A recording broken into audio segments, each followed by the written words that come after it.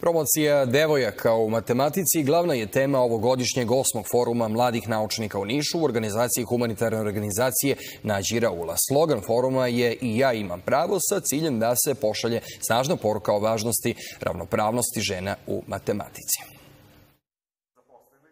Milica, Milja, Ana, Teodora i Jana dolaze iz potpuno različitih krajeva Srbije, ali sve njih povezuje ljubav prema matematici.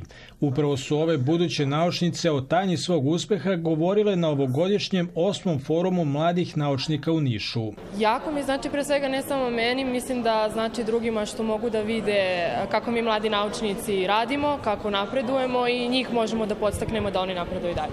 Jako sam srećna i velika je čast učestvovati na jednom forumu, pa i biti najmlađa govornica na njemu i na jednom ovakvoj prilici gde mogu da pokažem pre svega matematiku, a onda i sebe.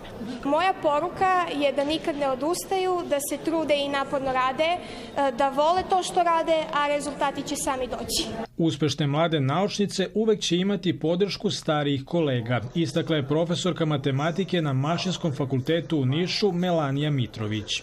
Zaista je zadovoljstvo biti ovde, a što se nas ovako već, ajde da kažem, afirmisanih tiče, mi im stojimo na raspolaganju.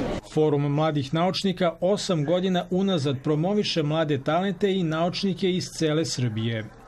Ono što nam je posebno drago jeste da od ove godine naše govornice su došle dan ranije iz cele Srbije u naš grad, da smo imali neko neformalno druženje i ono što je još važnije jeste da su se međusobno umrežile. Evo recimo Milica, Milja nastavljaju svoje školovanje, jedna u Parizu, jedna na Kembridžu i ko zna gde će one zapravo biti za koju godinu. Ovogodišnji forum je svečano otvorila Tamara Vučić, supruga predsjednika Srbije.